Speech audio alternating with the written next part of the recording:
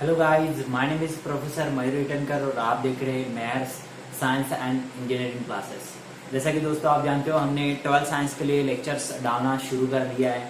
उसमें सब्जेक्ट डाल रहे हैं हम लोग physics, chemistry, mathematics and biology. ठीक है, तो ऑलरेडी हमने फिजिक्स के तो बहुत सारे लेक्चर्स आ चुके हैं। उसके बाद रिसेंटली हमने बायोलॉजी एंड केमिस्ट्री के भी लेक्चर्स डाले हुए हैं। अगर किसी ने वो लेक्चर्स नहीं देखे होंगे तो उनके चैनल पे जाइए, उनकी सेपरेट प्लेलिस्ट बन के और वो सारे जो वीडियोस डाले हैं हमने वो ज़रूर देख लीजिए। सो मेरा नाम है प्रोफेसर मयूर इटनकर और आज जो पढ़ने वाले हैं हम लोग, that is capillarity and capillary action. Before that मैं आपको समझा दूं कि हमने जो फिजिक्स का यूनिट नंबर 2 स्टार्ट किया था। ठीक है, यूनिट नंबर 2 का नाम था mechanical properties of fluid. Mechanical properties of fluid में वैसे देखा जाए तो हर एक यूनिट के अंदर मैंने ऑलरेडी बताया दो चैप्टर है। उसमें से जो पहला चैप्टर था इसी का कुछ पार्ट, पहले चैप्टर का जो कुछ पार्ट था दैट इज फ्लूइड मैकेनिक्स, उसके ऊपर नियर अबाउट 3 से 4 लेक्चर मैंने बनाए हुए हैं। ठीक है, 3 से 4 लेक्चर है इसके ऊपर। तो अगर किसी ने नहीं देखे होंगे तो डिस्क्रिप्शन बॉक्स के अंदर मैंने उसका लिंक डाला हुआ है, जरूर देख लीजिएगा। उसके बाद हमने चैप्टर नंबर 2 स्टार्ट किया था, दैट इज चैप्टर नंबर 2 था। इसी चैप्टर यूनिट नंबर 2 का चैप्टर नंबर 2 था, दैट इज सरफेस टेंशन। उसके भी नियर अबाउट 9 से 10 लेक्चर हो गए हैं अभी तक। ठीक है, अगर वो किसी ने नहीं देखे होंगे तो वो भी जरूर देख लीजिए, डिस्क्रिप्शन बॉक्स में उसका लिंक है। ठीक है, सो आज का जो टॉपिक है वही मैं कंटिन्यू कर रहा हूँ। पिछले 2 लेक्चर से हम लोग यही टॉपिक पढ़ रहे हैं, that is capillarity and capillary action. ठीक है, सो वीडियो थोड़ा सा मे भी हो सकता है डेरिवेशन है तो बड़ा हो, तो टिल द एंड देखिए और चैनल को लाइक और सब्सक्राइब करना ना भूलिए। चलो तो बच्चों शुरू करते हैं आज का टॉपिक। तो कैपिलरिटी एंड कैपिलरी एक्शन में नेक्स्ट जो क्वेश्चन पूछा जाता है वो किस तरीके से पूछा जाता है उसके बारे में हम लोग थोड़ा सा बात करेंगे। सो ये जो क्वेश्चन है वो थोड़ा सा डेरिवेशन है, डेरिवेटिव पार्ट है, तो देखिए किस तरीके से होता है। सो क्वेश्चन देखो क्या पूछता है, obtain an expression for a surface tension. मतलब आपको जो एक्सप्रेशन है वो काय के लिए बनाना है, सरफेस टेंशन के लिए बनाना है। For a given liquid rise in a capillary rise, मतलब आपको क्या करना है, एक बीकर लेना है, उसके अंदर क्या डालनी है, एक कैपिलरी ट्यूब डालनी है और पता करना है कि कितना राइज होगा आपका। ठीक है, लिक्विड जो है वो कैपिलरी ट्यूब के अंदर कितना राइज होगा। ठीक है, और उसी के लिए सरफेस टेंशन का क्या फार्मूला होगा वो आपको पता करना है। तो ये हो गया पहला क्वेश्चन। दूसरा क्वेश्चन इसमें देखो किस तरीके से पूछ सकता है। दूसरा क्वेश्चन पूछता है इसमें दूसरा क्वेश्चन, और इसको मैंने और कर दिया है। ठीक है, नेक्स्ट क्वेश्चन किस तरीके से पूछता है, नेक्स्ट क्वेश्चन पूछता है शो दैट, आपको शो करना है, शो क्या करना है, rise in a capillary tube is inversely proportional to the radius. इसका मतलब क्या है, मान के चलते हैं rise in a capillary tube is h is inversely proportional to radius, मतलब h is inversely proportional to radius, ये शो करना है। और पहले क्वेश्चन में क्या पता करना था, दैट इज टेंशन पता करना था आपको, सरफेस टेंशन। ठीक है, इस तरीके से दोनों भी क्वेश्चन के जो आंसर्स है वो इक्वल ही है। ठीक है, तो शुरू करते हैं टॉपिक। देखिए किस तरीके से आपको इसको समझना है। आपको एक सिंपल चीज करनी है, चीज क्या है, देखिए एक ट्यूब लेनी है आपको। ठीक है, एक बीकर ले लो, सपोज ये बीकर है वो। ठीक है, तो दिस इज बीकर। इस बीकर के अंदर आपको लिक्विड डालना है। मान के चलते आपका जो वाटर है वो इम्प्योर वाटर है, प्योर वाटर नहीं डालना, इम्प्योर वाटर डालना है। ठीक है, सो आपने इसके अंदर क्या डाला, इम्प्योर वाटर डाला। ठीक है, मान के चलते this is an impure water. ठीक है, आपने इसके अंदर क्या डाला हुआ है, इम्प्योर वाटर डाला हुआ है। ठीक है, वाटर है। अब इसके अंदर आपको क्या डिप करनी है, आपको इसके अंदर डिप करनी है, दैट इज इसके अंदर डिप करनी है आपको कैपिलरी ट्यूब। ठीक है, ये ऐसी कैपिलरी ट्यूब है जो दोनों साइड से कैसी है, ओपन है। It is open at the top of the side and it is also open at the bottom of the side. दोनों साइड में ये कैपिलरी ट्यूब कैसी है आपकी, ओपन है। ठीक है, अब मुझे बताइए जैसे ही आपने इसके अंदर कैपिलरी ट्यूब डाली, इसके अंदर का लिक्विड लेवल क्या होते जाएगा, राइज होते जाएगा। ठीक है, इसके अंदर का लिक्विड लेवल क्या होते जाएगा, राइज होते जाएगा। ठीक है, और ये जो अपवर्ड साइड में जो सरफेस बनेगा वो कुछ इस तरीके का बनेगा, दैट इज कॉनकेव शेप में। कैसा बनेगा, कॉनकेव शेप। ठीक है, सो कॉनकेव शेप में बन गया। ठीक है, सो अब यहाँ पे कौन कौन सी चीजें क्या है वो समझ लेते हैं। हमने क्या लिया था, this will be the what, ये हमारा क्या था, वाटर था, ठीक है। दिस इज योर वॉट, ये क्या थी आपकी, this is capillary tube, capillary tube है ये, ठीक है। और इसके अंदर आपने लिक्विड डाला हुआ है, ठीक है।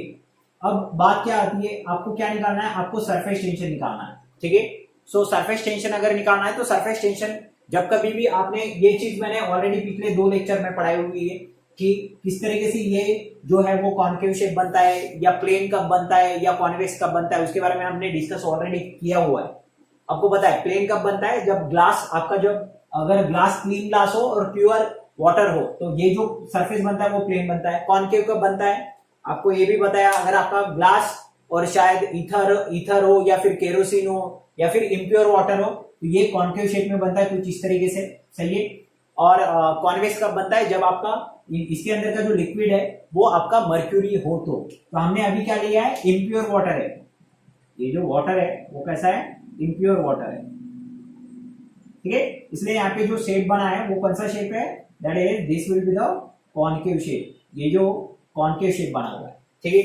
अब मुझे बताइए सरफेस टेंशन आप कैसे दिखाते हो।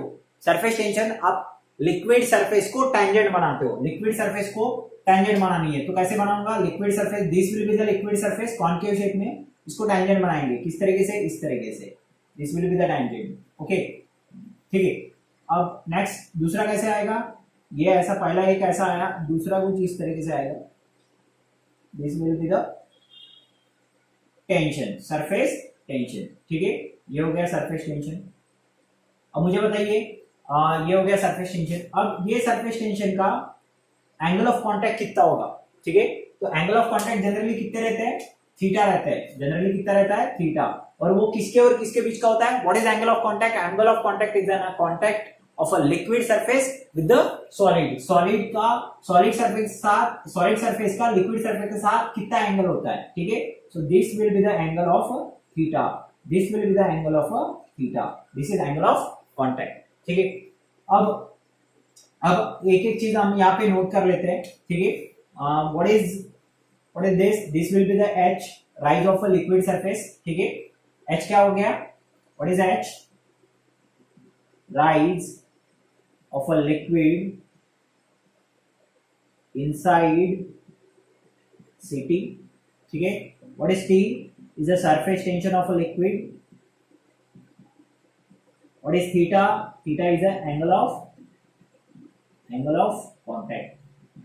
थीटा क्या है आपका, एंगल ऑफ कांटेक्ट है, ठीक है। यहां तक आपको समझ आ गया होगा। अब आपको एक पहला इक्वेशन क्या आपको पता करना है, सरफेस टेंशन का मतलब दिस टी इक्वल्स टू, आपको आंसर निकालना है। और दूसरा this H is inversely proportional to R, R हम समझ लेंगे, ठीक है। अब उसके लिए ये चीज हम समझ लेते हैं, ये जो कॉन्केव शेप बन रहा है इसको एग्जैक्टली बोलते क्या है, इसको बोलते हैं मेनिस्कस, ठीक है। कुछ इस तरीके का ये मेनिस्कस होता है, ठीक है। So this will be the called, तो इसको हम लोग क्या कहते हैं, this is called as a meniscus, ठीक है। ये जो पोर्शन बना है, this portion is called as a meniscus, इसको हम लोग क्या कहते हैं, मेनिस्कस कहते हैं, ठीक है। ये कौन से शेप में है, कॉन्केव शेप में है, ठीक है। फिलहाल कौन से शेप में है, ये कॉन्केव शेप में, ठीक है।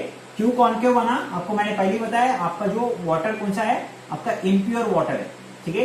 ये आपको याद रखना है, आपका जो वाटर है वो कौन सा है, इम्प्योर वाटर है, ठीक है। सो ये जो मेनिस्कस है, ठीक है। अब ये मेनिस्कस पे, ये जो मेनिस्कस है उस पे सरफेस टेंशन कुछ इस तरीके से लग रहा है, ठीक है। अब यहाँ पे आर क्या होता है, R is the radius of what, the radius of the capillary tube. ये कैपिलरी ट्यूब का क्या होता है, रेडियस होता है। सो यहाँ पे आप और एक चीज ऐड कर सकते हो, what is R, R is an radius of capillary tube, capillary tube का रेडियस कितना है, आर है, ठीक है। अब आपको किस तरीके से इसको बनाना है, इस डेरिवेशन को किस तरीके से पढ़ना है, ये हम लोग पहले कोशिश कर लेते हैं, ठीक है। अब जब कभी आपको ये चीज पता है, जब कभी भी अगर मैं थोड़ा सा कॉन्सेप्ट इसका समझा देता हूं, अगर सपोज टू बी ये एक बॉडी है, ठीक है, इस बॉडी पे सपोज टू बी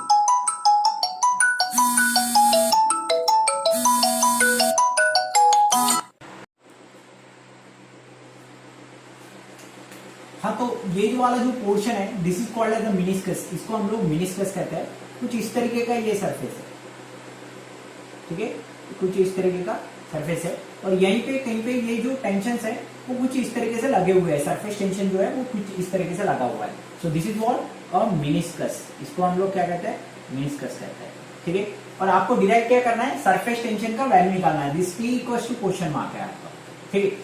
अब बात ये आती है कि जब कभी भी फोर्स इंक्लाइंड होते हैं उसको रिजोल्यूशन करने की जरूरत पड़ती है। एक मैं कॉन्सेप्ट आपको समझा देता हूँ, क्योंकि शायद क्लासेस के बच्चों को पता हो, लेकिन जो दूसरे बच्चे हमारे साथ जुड़े हैं उनको ये कॉन्सेप्ट नहीं पता है। ये कॉन्सेप्ट समझ लीजिए, मैं थोड़ा सा इस कॉन्सेप्ट को आपको समझा देता हूँ। हाँ, तो ये जो फोर्स है ये इंक्लाइन फोर्स है, ठीक है। सो आपको ये जो इंक्लाइन फोर्स बना हुआ है, इस इंक्लाइन फोर्स को आपको समझना पड़ेगा किस तरीके से इसको सॉल्व किया जाता है। क्योंकि अगर फोर्स आपका अगर हॉरिजॉन्टल है तो सॉल्व होता, वर्टिकल है तो सॉल्व होता, लेकिन अगर इंक्लाइंड है समान एंगल ऑफ थीटा तो किस तरीके से इसको सॉल्व किया जाता है उसके बारे में हम लोग थोड़ा सा पढ़ लेंगे।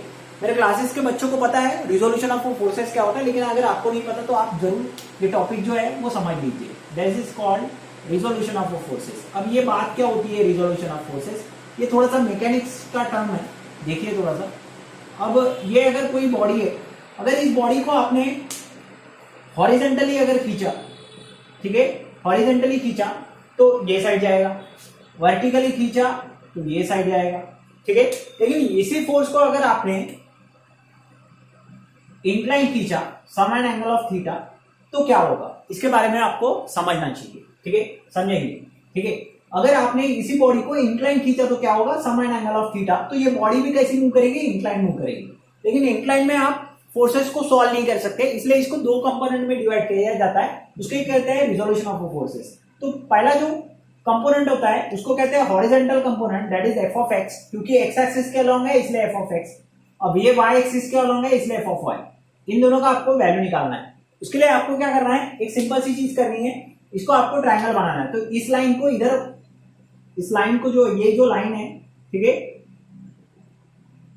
This will be the F, ठीक है, ये जो लाइन है इसको आपको क्या करना है, एंगल खींचना है, ठीक है, एक लाइन खींचनी है, ठीक है। इसको पैरेलल में एक लाइन खींचो तो कुछ इस तरीके से ये लाइन बन जाएगी। सो this will be the 90 degree. इसको नाम दे दो ए बी सी। सपोज ये ए बी सी नाम का एक ट्रायंगल है, ठीक है। अब आपको ये ट्रायंगल दिख रहा है ए बी सी। अब इसमें अगर आप एफ ऑफ एक्स का अगर आपको वैल्यू निकालना है, you have to find F of X. अब मुझे बताओ, ये अगर एंगल थीटा है तो ये हो गया इसका एडजेसेंट साइड, ठीक है, ये हो गया आपका अपोजिट और ये हो गया आपका हाइपोटेन्यूज, ठीक है। अब मुझे बताओ कौन से फार्मूले में एडजेसेंट आता है, ठीक है। ये ट्रायंगल में आपको दो ही चीजें पता है, एक तो एडजेसेंट मतलब एफ ऑफ एक्स और एक होता है हाइपोटेन्यूज। सो साइन के फार्मूले में आता है या कॉस के, ऑफकोर्स कॉस के फार्मूले में आता है।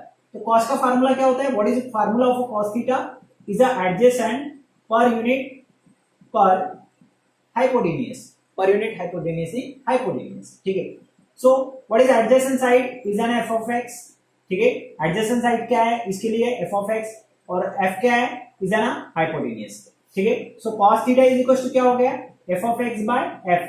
सो एफ इज इक्वल टू क्या होगा, एफ ऑफ एक्स cos, ठीक है। F of X is equal to क्या होगा, यहां से अगर एफ ऑफ एक्स निकालते हैं तो क्या होगा, एफ cos थीटा, ठीक है, एफ cos थीटा।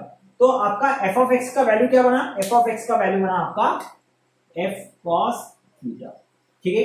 अब व्हाट इज, अगर आपने इधर ही देखिए, इधर ही अगर मैंने साइन थीटा का फार्मूला लगाया तो क्या होगा, अगर मैं साइन थीटा का फार्मूला लगाता हूं तो क्या होगा, ठीक है। अब मुझे बताओ, ये वाली जो लाइन है, ये लाइन इसको पैरेलल है, मतलब ये वाला ही क्या बन जाएगा, एफ ऑफ वाई बन जाएगा अभी, मतलब अपोजिट क्या हो गया आपका, एफ ऑफ वाई। और cos थीटा क्या होता है, opposite F of Y, F of Y is an opposite by hypotenuse मतलब एफ, ठीक है। यहां से अगर एफ ऑफ वाई का अगर वैल्यू निकालते हो तो वो क्या हो जाएगा, एफ साइन थीटा, ठीक है। एफ ऑफ वाई का वैल्यू क्या हो जाएगा, ये देखो एफ ऑफ वाई का वैल्यू, एफ ऑफ वाई को इधर रखो, एफ इधर आ जाएगा, that is F sine theta. So this will be the F of Y का वैल्यू क्या हो जाएगा, that is F sine theta. मतलब ये जो आपका वर्टिकल कंपोनेंट था इसको आपने दो पार्ट में क्या कर दिया, रिजोल्व कर दिया, ठीक है। एक जो था वो एफ ऑफ एक्स था, एक जो था वो एफ ऑफ वाई था। एफ ऑफ एक्स का वैल्यू क्या होता है, F cos theta, F of Y का वैल्यू क्या होता है, एफ साइन थीटा। ठीक है, अब इसको याद कैसे रखते हैं? कभी कभी बोलोगे सर एफ ऑफ एक्स क्या एफ साइन थीटा नहीं हो सकता? हो सकता है। आपको याद किस तरीके से रखना है, जिसके साथ एंगल है वो कॉस, जिसके साथ एंगल नहीं है वो साइन। जिसके साथ एंगल है, मुझे बताओ हॉरिजॉन्टल के साथ एंगल है या वर्टिकल के साथ? हॉरिजॉन्टल के साथ एंगल है, तो ये क्या हो जाएगा, कॉस थीटा, और ये क्या हो जाएगा, साइन थीटा। तो ये कॉन्सेप्ट आपको समझ में आ गया होगा। ठीक है, सेम कॉन्सेप्ट आपको यहाँ पे लगाना है। अब मुझे बताइए सरफेस टेंशन कैसा है, वर्टिकल है, सॉरी इंक्लाइंड है, ये भी इंक्लाइंड है। ठीक है, अब मुझे बताओ, मान के चलते ये angle suppose to be theta है, इसको थोड़ा सा मैं बड़ा कर लेता हूँ कैपिलरी ट्यूब को, आपको समझने के लिए आसान हो जाएगी। ठीक है, मुझे बताओ ये अगर एंगल थीटा है, so this will be the angle also to theta. ये एंगल अगर थीटा है तो ये एंगल भी क्या हो जाएगा, theta. This is called alternate angle, इनको हम लोग क्या कहते हैं, अल्टरनेट एंगल कहते हैं। बराबर है। अब मुझे बताओ ये इंक्लाइंड है, ठीक है, this will be the inclined. लेकिन अभी जो एंगल जो था पहले हॉरिजॉन्टल के साथ था, यहाँ पे मैं समझा दे रहा हूं हॉरिजॉन्टल के साथ एंगल था, लेकिन यहाँ पे अगर देखते हो तो किसके साथ एंगल है, वर्टिकल के साथ एंगल है। This will be the vertical. ठीक है, मतलब आपको जो ये जो इंक्लाइन फोर्स है इसको दो पार्ट में क्या करना पड़ेगा, आपको डिवाइड करना पड़ेगा। ठीक है, तो ये अगर इंक्लाइन कंपोनेंट है इसको दो पार्ट में डिवाइड करो, दिस इज कॉल्ड रिजोल्यूशन। एक हो गया हॉरिजॉन्टल, एक हो गया वर्टिकल। सेम चीज यहां करो, एक हो गया हॉरिजॉन्टल, एक हो गया वर्टिकल। ठीक है, अब सपोज भी मान के चलते ये जो हॉरिजॉन्टल है उसका आंसर क्या आएगा और वर्टिकल का आंसर क्या आएगा वो आप समझ लीजिए। ठीक है, अब मुझे बताइए एंगल किसके साथ है, हॉरिजॉन्टल या वर्टिकल? वर्टिकल के साथ एंगल है, जिसके साथ एंगल उसका नाम क्या, कॉस थीटा। ठीक है, और यहाँ पे मुझे बताओ फोर्स का नाम क्या है, टी है। यहाँ पे फोर्स का नाम क्या था, एफ था। यहाँ क्या लिखूंगा, यहाँ लिखूंगा मैं टी, फोर्स का नाम हो गया टी। ठीक है, अब मुझे बताओ एंगल इसके साथ है इसलिए इसका नाम क्या आएगा, कॉस टी कॉस थीटा, और इसका नाम क्या आएगा, जिसके साथ एंगल नहीं है, टी साइन थीटा। सेम चीज यहां अप्लाई होगी, इसके साथ एंगल है इसलिए ये रहेगा टी कॉस थीटा, और ये रहेगा आपका टी टी साइन थीटा। ठीक है, समझ में आ गया? तो इस तरीके से आपने जो इंक्लाइन कंपोनेंट है उसको क्या कर दिया, दो पार्ट में डिवाइड कर दिया। ठीक है, अब मुझे बताइए T sine theta, T cos theta क्या है?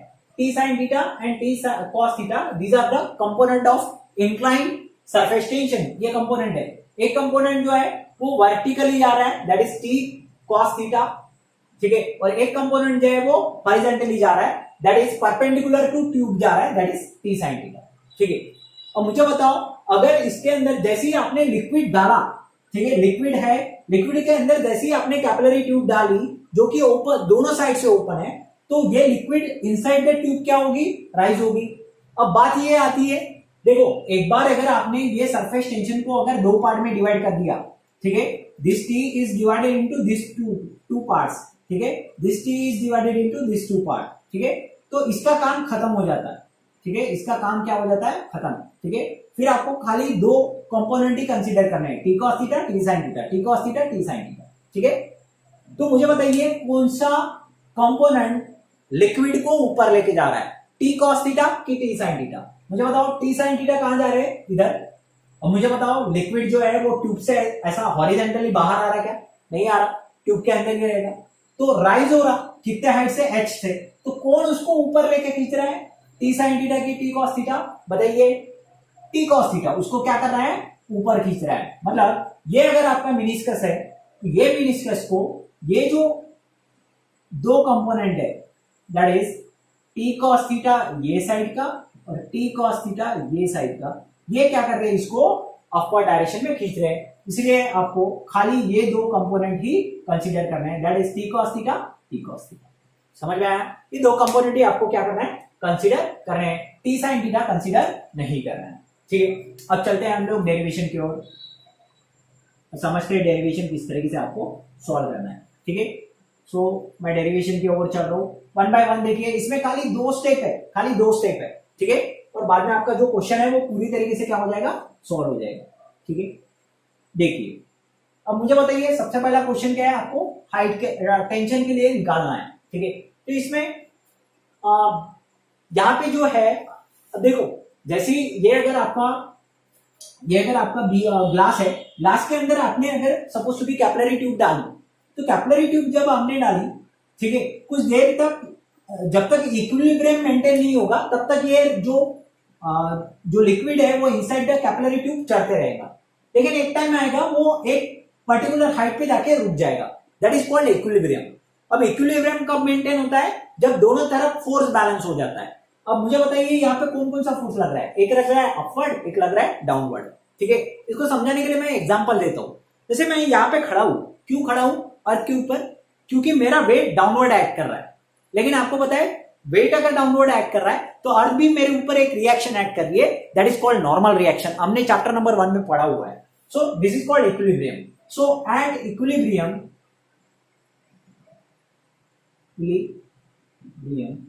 एट इक्विलिब्रियम कौन सा फोर्स इक्वल हो जाएगा? That is downward upward acting force is equals to downward acting force, ठीक है।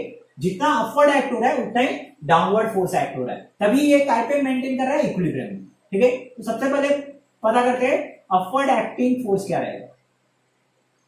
अपवर्ड एक्टिंग फोर्स, ठीक है। अपवर्ड एक्टिंग फोर्स किस तरीके से रहेगा, ठीक है। अब मुझे बताओ कौन सा फोर्स निकालना है आपको? अपवर्ड एक्टिंग फोर्स निकालना है, ठीक है। अब आपको निकालना क्या है? That is you have to find the force, ठीक है।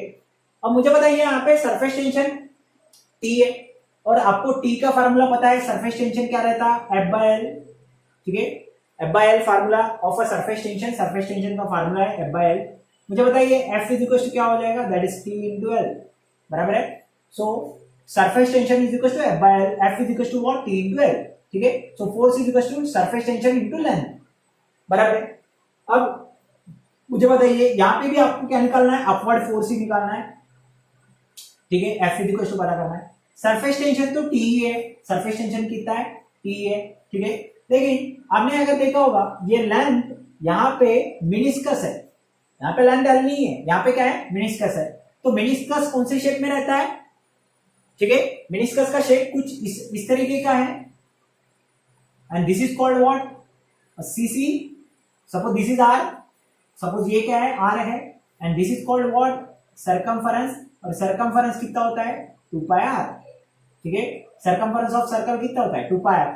तो आपका जो ये फोर्स लग रहा है, ये जो आपका टेंशन लग रहा है, ये पूरे सर्कमफरेंस को ऊपर लग रहा है, समझ में आ रहा है? देखिए यहाँ पे भी T cos थीटा है, यहाँ पे भी है, यहाँ पे भी है, यहाँ पे भी है, यहाँ पे भी है, ठीक है। तभी ये पूरे मिनिस्कस को क्या कर रहा है? वो ऊपर की तरफ खींच रहा है। इसलिए यहाँ पे जो लेंथ आएगा वो लेंथ क्या आएगा आपका? यहाँ पे लेंथ आएगा आपका T cos थीटा, ठीक है। सॉरी, हाँ, ये चीज हम थोड़ा सा समझ लेते हैं। मुझे बताइए सरफेस टेंशन तो T हो गया है, लेकिन ये खाली T है क्या? देखो T को आपको भूल जाना है, आपको किसको रखना है यहाँ? खाली T cos थीटा को। यहाँ पे जो लग रहा है वो क्या लग रहा है? T cos theta. तो यहाँ लिखना है आपको T cos थीटा, ये हो गया सरफेस टेंशन। अब मुझे बताओ लेंथ कितनी रहेगी? लेंथ रहेगी आपकी circumference, that is 2 pi R। So this will be the equation number 1। ये हो गया आपका इक्वेशन नंबर 1। मतलब आपका क्या सॉल्व हो गया? अपवर्ड फोर्स एक्ट जो हो रहा है मिनिस्कस पे वो सॉल्व हो गया। अब डाउनवर्ड फोर्स कितना एक्ट कर रहा है? नंबर 2, डाउनवर्ड फोर्स एक्टिंग, ठीक है। डाउनवर्ड कितना फोर्स एक्ट हो रहा है वो आपको निकालना है, ठीक है।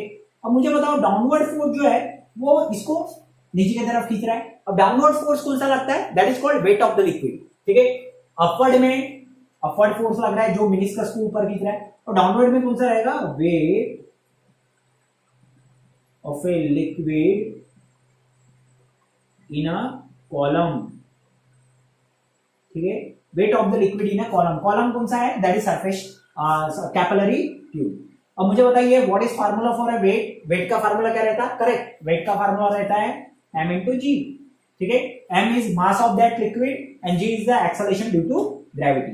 अब मुझे बताओ ये अगर मास को हम लोग क्या डेंसिटी से रिप्लेस कर सकते हैं? जरूर कर सकते हैं, क्योंकि लिक्विड को क्या रहती है? डेंसिटी रहती है, इसको डेंसिटी रहती है, ठीक है। लिक्विड को कितनी होती है आपको पता है? 1000 kg पर मीटर क्यूब, ठीक है। इसको डेंसिटी रहती है, ठीक है। सो डेंसिटी तो है इसको, तो आप डेंसिटी के फार्मूले में इसको कन्वर्ट कर सकते हो। अब मुझे बताओ मुझे यहाँ लिख रहा हूं मैं, ठीक है, since density is equal to क्या रहता है, mass by volume, so mass is equal to क्या हो जाएगा, डेंसिटी इनटू वॉल्यूम, ठीक है। सो ये फार्मूला है, तो यहाँ पे मैं रिप्लेस कर देता हूँ, मास इज इक्वल टू क्या रिप्लेस कर दूंगा, डेंसिटी इंटू वॉल्यूम, मतलब डेंसिटी इंटू वॉल्यूम इंटू जी, बराबर है। अब मुझे बताइए ये वी यानी क्या है, वॉल्यूम है, ठीक है, वी यानी क्या है, वॉल्यूम है। अब मुझे बताइए ये जो आपका सिलेंड्रिकल शेप बन रहा है, ठीक है, सिलेंडर है ये कुछ इस तरीके का, और सिलेंडर का वॉल्यूम कितना होता है, this capillary tube is act like a cylinder and what is value of a cylinder, since the value of a cylinder, volume of a cylinder, value नहीं, वॉल्यूम ऑफ द सिलेंडर क्या होता है, that is pi R square H, this will be the volume of a what, cylinder. तो ये जो v का value है आपको कितना लिखना है, पाई आर स्क्वायर एच। क्यों पाई आर स्क्वायर एच लिखना है, क्योंकि इस कैपिलरी ट्यूब जो सिलेंड्रिकल फॉर्म है और सिलेंड्रिकल सिलेंडर का वॉल्यूम कितना होता है, pi R square H. What is R, R is the radius, pi is the constant, H is the height, so this will be the formula for a cylinder. Density is as it is, volume का formula आया pi R square H, pi R square H, this will be the equation number 2। ये हो गया आपका equation number 2। तो आपका equation number 1 भी निकल गया, आपका इक्वेशन नंबर 2 भी निकल गया। तो दोनों को अभी इक्वेट कर लीजिए, दोनों वैल्यूज को हम लोग इक्वेट कर लेते हैं। तो दोनों वैल्यूज को अगर आप इक्वेट कर लोगे तो क्या हो जाएगा, this will be the upward force, this will be the downward, ठीक है, डाउनवर्ड फोर्स। दोनों 1 और 2 को इक्वेट करेंगे, फ्रॉम 1 and 2, दोनों को जब आप इक्वेट करोगे तो क्या हो जाएगा, ठीक है। सो दोनों को, ठीक है, सो आपको क्या करना है, दोनों को इक्वेट करना है। सो फ्रॉम 1 and 2 दोनों को अगर इक्वेट करेंगे तो अपवर्ड फोर्स क्या है आपका, T cos theta, this will be the T cos theta into 2 pi R, 2 pi R is equal to, ये क्या है आपका, पाई आर स्क्वायर एच, ठीक है, पाई आर स्क्वायर एच। अब मुझे बताओ, pi pi get cancel, pi pi get cancel, 1 R get cancel, ठीक है। So T is equal to surface tension is equal to क्या हो जाएगा, यहाँ बचेगा आपका रो, ठीक है, यहाँ बचे पाई गया, यहाँ बचेगा एच, ठीक है, आर एच। अब इधर क्या बचा, 2 cos थीटा, 2 cos थीटा। सो ये हो गया आपका सरफेस टेंशन का एक आंसर, दैट इज, ये निकल गया आपका सरफेस टेंशन। मतलब यहाँ पे आपका कौन सा क्वेश्चन सॉल्व हो गया, क्वेश्चन नंबर 1 सॉल्व हो गया। देखिए आपको क्या निकालना था, obtain an expression for a surface tension, तो ये निकल गया आपका, ठीक है। अब मैं थोड़ा सा बाजू चलता हूँ, यहाँ पे चलता हूँ थोड़ा सा, ठीक है, समझ लेते हैं इस चीज को। क्वेश्चन नंबर 2 किस तरीके से रहेगा, ठीक है। अब क्वेश्चन नंबर 2 में क्या पूछा हुआ है, एच पूछा हुआ है। क्या मैं इसी फार्मूले से एच निकाल सकता हूँ, एच को इधर ही रखिए, ठीक है, एच को आपने एक साइड रख दिया, बाकी सबको इधर लेके चले आओ, ये हो जाएगा 2t cos थीटा, ठीक है, और एच को आपने इधर ही रखा, दैट इज, ओके 1 सेकेंड, आपने पाई आर स्क्वायर एच तो लिखा, लेकिन यहाँ पे आपने जी नहीं लिखा, ठीक है, मैं भूल गया था, यहाँ पे जी लिखना भूल गया था, ठीक है। तो आपको यहाँ पे जी लिखना है, रो, ठीक है, रो आर एच जी, ठीक है, rho R H G. So T is equal to क्या हो जाएगा, 2 cos theta rho R H G, ठीक है, रो आर एच जी। सो ये हो गया, तो एच इज इक्वल टू क्या निकालना है आपको, ये हो गया 2t cos थीटा, और यहाँ क्या बचेगा, एच तो इधर ही रह गया, तो रो आर जी, यहाँ लिख सकेंगे आप लोग, रो आर जी, ठीक है। So this will be the formula for what, height और rise of a liquid column inside the capillary tube. तो यहाँ पे आपका कौन सा क्वेश्चन सॉल्व हो गया, क्वेश्चन नंबर 2 सॉल्व हो गया, क्योंकि क्वेश्चन नंबर 2 में क्या पता करना था, h is inversely proportional to r। देखिए तो यहाँ पे h जो है वो इनवर्सली प्रोपोर्शनल टू r है या नहीं है, जरूर है यहाँ पे, ठीक है, क्योंकि h is inversely proportional to r, ये जो है यहाँ पे प्रूफ हो गया। कैसे प्रूफ हुआ, देखिए t जो है वो कांस्टेंट है, angle of contact particular liquid और सॉलिड के लिए कांस्टेंट रहेगा, density of the liquid constant रहेगी, एक्सेलरेशन ड्यू टू ग्रेविटी भी कांस्टेंट रहेगी। अब मुझे बताइए h जो है वो इनवर्सली प्रोपोर्शनल है r को, इसका मतलब क्या है, अगर आपका ट्यूब अगर बड़ा रहेगा, अगर आपकी रेडियस अगर बड़ी रहेगी, बड़ी ट्यूब अगर रहेगी, तो हाइट उतनी ही कम चढ़ेगी, because this is inversely proportional. Simple चीज है, बड़ा अगर पाइप है तो उसमें ज्यादा पानी ऊपर तक जा पाएगा क्या, नहीं, फैलता जाएगा, मतलब कम हाइट लेगा। लेकिन अगर आपकी ट्यूब अगर छोटी है तो बहुत जल्दी राइज हो जाएगा आपका क्या, liquid. So H is inversely proportional to R। ये चीज आपको समझ गई, ठीक है। अब मैं यहाँ पे कुछ पॉइंट डिस्कस करना चाहता हूँ साथ में। तो ये जो दोनों क्वेश्चन है वो आपको तो समझ गए होंगे। So this is the first method, ये मेथड नंबर 1 है। क्या है, क्या फाइंड आउट करने की, सरफेस टेंशन या फिर height of the liquid. So this will be the method number 1 and this is a very important question. ये इंपॉर्टेंट क्वेश्चन है इस टॉपिक का, that is capillary action and capillarity and capillary action का। ये आपको 3 से या फिर 4 मार्क के लिए ये जो क्वेश्चन जरूर पूछेगा, ठीक है। अब मैं यहाँ पे थोड़े से कुछ पॉइंट्स यहाँ पे डिस्कस करना चाहता हूँ जो ऑलरेडी हमने डिस्कस कर चुके हैं, लेकिन आपके ध्यान में आनी चाहिए। इसके लिए मैं थोड़े से पॉइंट जो है वो डिस्कस करना चाहता हूँ यहाँ पे, ठीक है। सो अब आप क्या इस H के फार्मूले में से आप कुछ चीजें समझ सकते हैं, ठीक है। देखो इस तरीके के क्वेश्चन जनरली जो होते हैं वो एंट्रेंस एग्जाम में पूछने के चांसेस बहुत ज्यादा होते हैं, ठीक है। सो ये नोट है, मैं कुछ चीजें समझा देता हूँ आपको। क्या नोट है, देखिए नोट, ये जो H है वो cos थीटा के आंसर पे डिपेंड करता है, ठीक है। कि H जो है, पहला कंडीशन मैं आपको समझाता हूँ, राइज कब होता है, ठीक है। राइज कब होता है, जनरली मान के चलते हैं थीटा जो है वो लेस देन 90 डिग्री, ठीक है। थीटा का वैल्यू अगर लेस देन 90 डिग्री है तो cos 90 लेस देन 90 कितना होता है, positive, always positive. cos 90 is always less than 90 is always positive. तो मुझे बताइए H का वैल्यू क्या आएगा, अगर cos का वैल्यू अगर पॉजिटिव हो गया, cos का वैल्यू अगर पॉजिटिव हो गया, if this cos theta is positive, अगर ये पॉजिटिव हो गया तो H का भी वैल्यू क्या आएगा, पॉजिटिव आएगा। और H अगर पॉजिटिव है तो हाइट ऑफ द लिक्विड क्या होते जाएगा, चढ़ती जाएगी, ठीक है। So this is called acute angle, इसे एक्यूट कहते हैं। और एक्यूट कब कब बनता है ये आपको पता है। एक्यूट कब बनता है, जब आपका एक तो केरोसिन हो या फिर ईथर हो या फिर आपका इम्प्योर वाटर हो, ऐसे सिचुएशन में आपका क्या बनता है, दैट इज एक्यूट एंगल बनता है, ठीक है। अब मुझे बताइए फॉल कब होगा, जब आपका थीटा ग्रेटर देन 90 डिग्री होगा, क्योंकि थीटा ग्रेटर देन 90 डिग्री मतलब ये ऑब्ट्यूस एंगल, ठीक है। और cos of theta that is cos of greater than 90 degree is a negative, ठीक है। ये क्या हो जाता है, ये देखो cos ऑफ नेगेटिव हो जाता है, और cos of negative answer H का क्या आने वाला है, नेगेटिव आने वाला है, ठीक है, नेगेटिव आने वाला है। तो यहाँ पे राइज नहीं होगा, यहाँ पे फॉल होगा, जिसको ही हम लोग क्या कहते हैं, डिप्रेस्ड कहते हैं। क्या कहते हैं, डिप्रेस्ड कहते हैं। यहाँ पे आप लिख के रख सकते हो, this is also called depressed, ठीक है। अब मुझे बताइए डिप्रेस कब होता है, जैसे राइज कब होता है, केरोसिन, ईथर या फिर आपका इम्प्योर वाटर हो तब। और डिप्रेस कब होता है, यहाँ का जो लेवल है वो नीचे कब जाता है। और कॉन्वेक्स शेप कब बनता है, जब आपका कौन सा हो, मर्क्यूरी हो, ठीक है, मर्क्यूरी हो, ठीक है। अब तीसरा कंडीशन मैं आपको और एक बता देता हूं, अगर आपका थीटा का value suppose to be, theta का वैल्यू 90 डिग्री है और cos ऑफ 90 कितना होता है, 0, तो H क्या रहता है, 0 रहता है। मतलब ना तो आपका हाइट राइज होगा, ना फॉल होगा, ना डिप्रेस होगा, ये जिस लेवल पे है उसी लेवल पे रहेगा, दैट इज प्लेन, ठीक है। और ऐसा कब बनता है, प्योर वाटर के टाइम होता है, ठीक है। So this is all the note, ठीक है, ये नोट है। तो ये डिटेल में समझ आया होगा, ठीक है। इसको जो है वो बुक में देखो, वीडियो को पॉज कर लो और बुक में ये सब कुछ थोड़ा सा जो है वो नोट कर लो, ठीक है।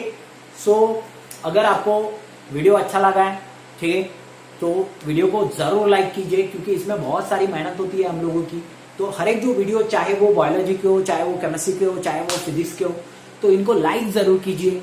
और अगर जो नए व्यूअर्स है, अगर किसी ने सब्सक्राइबर बटन आज तक नहीं दबाया है, क्योंकि बहुत सारे अच्छे अच्छे लेक्चर्स आ रहे हैं और जब तक पता नहीं कब तक लॉकडाउन चलने वाला है, तो हम लोग ये लेक्चर जो है वो कंटिन्यू देते रहेंगे, लेकिन उसके लिए आपको उसका सपोर्ट लगेगा आप लोगों का। तो क्या कीजिए, सिंपल चीज कीजिए, रेड कलर में आपको सब्सक्राइब नाम की बटन दिख रही है, उसको दबा दीजिए। साइड में आपको बेल आइकॉन भी दिख रहा है, उसको भी दबा दीजिए। उससे क्या हो जाएगा, आपको जब कभी भी नया लेक्चर आएगा आपको नोटिफिकेशन आता रहेगा, ठीक है। सो थैंक यू गाइज, आपने लेक्चर जो है वो देखा है और आपको ये टॉपिक जो है समझा है। अगर किसी को इसके बारे में अगर कोई डाउट है तो कमेंट बॉक्स में कमेंट कीजिए, या फिर हमारा जो व्हाट्सएप ग्रुप है वहां ज्वाइन हो जाइए। उसका भी लिंक मैंने जो है वो डाल दिया है इसी वीडियो के डिस्क्रिप्शन बॉक्स में। वहां पे आपको थ्योरी के भी नोट जरूर मिल जाएंगे। So thank you guys, thank you very much.